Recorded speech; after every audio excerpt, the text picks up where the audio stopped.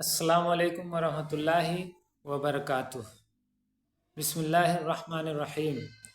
जैसे कि पहली वीडियो में सूरह अस्र का तर्जुमा और तफसीर बताया गया था आपको, जिसमें ये बातें आई थी कि इस सूरह के मुताबिक 4 शर्तों का पाया जाना ज़रूरी है, वरना इंसान घाटे में और नुकसान में है, सारी इंसानियत।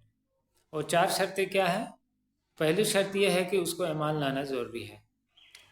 दूसरी शर्त है कि उसके साथ साथ उसको नेक अमल भी करना है।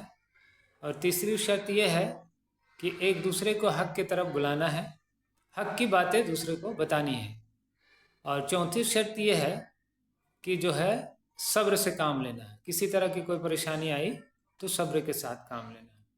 अब जब हम पहली शर्त के बारे में जब अब उसका डिटेल में जाते हैं तो हमें मालूम होता है कि पहली शर्त जो है ईमान लाना, उसी से बाकी 3 चीज़ें जुड़ी हुई हैं।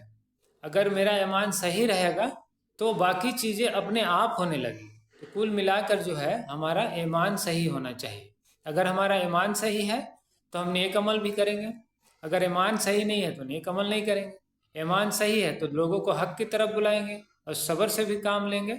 इसलिए कुल मिलाकर बात यहाँ पहुँचती कि हमारा ईमान जो है मजबूत होना चाहिए। अब जो है हर मुसलमान को ये गौर करने वाली बात है कि क्या हम वाकई मुसलमान हैं या मुसलमान घर में पैदा हो गए, हमारे माँ बाप मुसलमान थे, वही वाले मुसलमान हैं। तो इन चीज़ों पे गौर करना है। अगर हमें ईमान लाना है तो किन किन बातों पे ईमान लाना है, इस पे भी गौर करना है। अल्लाह पर ईमान लाना है, जो कलमा पढ़ते हैं वो तो सभी कोई जानते हैं। रसूल पर भी ईमान लाना है, ये भी सारी चीज़ें सारे लोग जानते हैं। उम्मत मुसलमान इस बात को जानती है कि जो है रसूल पर भी ईमान लाना है। उसके बाद आता है कि कुरान पे ईमान लाना है। लोग अब यहाँ पे आके मुसलमान फंस जाते हैं कि कुरान पे ईमान लाना है तो सिर्फ किस तरह से ईमान लाना है कि क्या ये अल्लाह का कलाम है, बस इतना ही जान ले तो काफ़ी होगा? ऐसा नहीं है। कुरान में ईमान लाने का मतलब है कि कुरान को पढ़ना है, उसे समझना है। कुरान में एक मैसेज है, जो पहले ये बात बताई जा चुकी है कि कुरान एक मैसेज है जिसको आज तक हम लोग ने समझ कर नहीं पढ़ा। तो कुरान को ईमान लाने का मतलब यही बनता है कि हम उसको समझ कर पढ़ें। अल्लाह ताला ने क्या क्या बातें बताई हैं इस किताब में, एक मुसलमान को ये जानने का हक़ नहीं है? बिल्कुल है, और नहीं जानता तो बहुत नुकसान में है। अब गौर करें इस बात को, कुरान को ऐसे ही छोड़ दिया, धूल गर्द बढ़ रहा है, क्या बातें हैं, कौन कौन सी बातें बताई गई, इसको हम ना जाने, ये अल्लाह के यहाँ बहुत नुकसान होगा। अल्लाह इससे बहुत खौफज़दा भी हो रहा है हम लोगों से, लेकिन वो खौफ को दिखा नहीं रहा है। और किसी हाल में कभी दिख भी जाएगा तो कोशिश करेंगे कुरान को पढ़ें।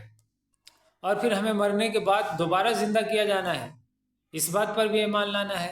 ऐसा नहीं कि ये दुनिया जो कुरानों में आता है या हदीसों में आता है कि ये दुनिया खेल के लिए नहीं बनाया गया है कि आप आ गए हैं जो और खेल कूद के अपनी ज़िंदगी यूं ही बिता के चले गए। इसका जवाब यही होगा कि हमने तुम्हें जवानी दी थी तो जवानी में तुमने अल्लाह को कितने इबादत किए या भुलाए बैठे थे? हमने तुमको दौलत दिया तो अल्लाह के रास्ते में कितना खर्च किए, गरीबों को कितनी मदद की? ये सारी चीज़ें पूछताछ होगी। नेक अमाल कितने हुए, ये सारी कुछ बात पूछताछ होगी मरने के बाद दोबारा उठने का। और इस चीज़ पे यकीन रखना है कि हमको मरने के बाद जो है दोबारा उठना है किसी हाल में। ये गलत फहमी मत रखें कि जो हम मिट्टी में सड़ गल जाएंगे तो फिर दोबारा कैसे उठेंगे। उसकी एक मिसाल दुनिया में भी होते रहती है, मरने के बाद दोबारा उठने की। हम सोते हैं, ये मौत की दूसरी शक्ल है। दुआ भी पढ़ते हैं हम उसकी, अल्लाहुम्मा बिस्मिका अमूतु व अहया, कि अल्लाह मैं तुम्हारा ही नाम लेकर मरता हूँ और जिंदा होता हूँ। तो हम सो रहे हैं और मरने का नाम क्यों कर रहे हैं?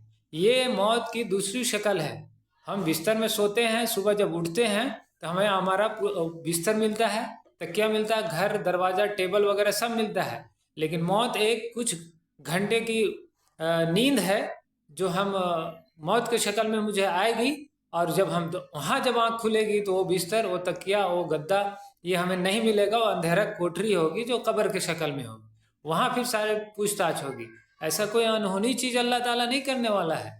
जो कुछ भी करता है वो दुनिया में या आखिरत में जो कुछ भी करेगा उसकी दूसरी एक छोटी सी शक्ल दुनिया में होते रहती है। अगर इंसान इस बात पे गौर करे कि वाकई हम तो सोते हैं, हमें कोई हाल खबर नहीं होती है, लेकिन सुबह उठते हैं, अपने घर में मिलते हैं।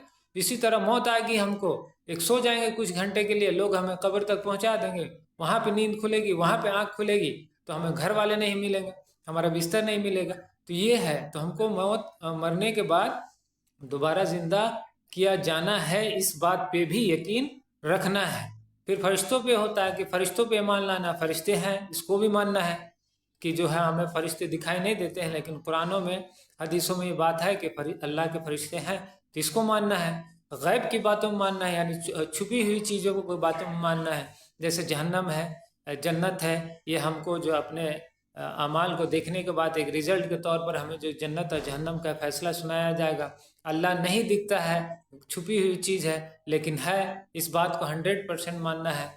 तो हम मुख्तसर में यहाँ फिर उसी बात पे आते हैं कि घूम फिर कर कि ईमान अगर हमारा सही रहा तो बाकी 3 चीज़ें अपने आप हमारे अंदर आ जाएंगी। इसीलिए हम अपने अंदर, अपने गिरहबान में, अपने दिल में झांक कर देखें कि हमारा ईमान कैसा है।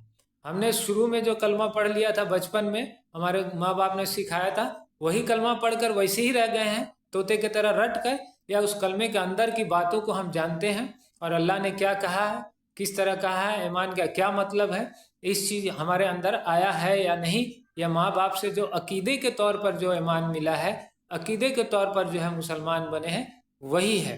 अगर वही है, झांक कर देखते हैं, तो उसके लिए आगे की चीज़ें क्या करनी है उस पर अभी से हम मेहनत करें और अपने दिल में जो है 100% ईमान लाने की कोशिश करें। कुरान की एक आयत भी है, या अय्युहल्लज़ीना आमनू आमिनू, ऐ लोगों जो ईमान लाए हैं, यानी पहले से जो ईमान ला चुके, मुसलमान हो चुके हैं, ईमान लाओ जैसा कि हक है। अल्लाह ताला जैसा चाहता है बंदे से ईमान लाना, और उसके अंदर जिस तरह से दीन आ जाए, ईमान आ जाए, उसी तरह से हमको लाना है और उसकी लाने की कोशिश करनी है। कोशिश करते रहेंगे तो उस तरह का दीन और ईमान हमारे अंदर आएगा। अगर कोशिश ही नहीं करेंगे तो बिल्कुल से जो है हम गुमराह हो जाएंगे और वो दिन हमारे अंदर आएगा भी नहीं। उम्मीद है कि मेरी बात जो है आप लोगों को समझ में आ गई होगी। जज़ाकल्लाह खैर।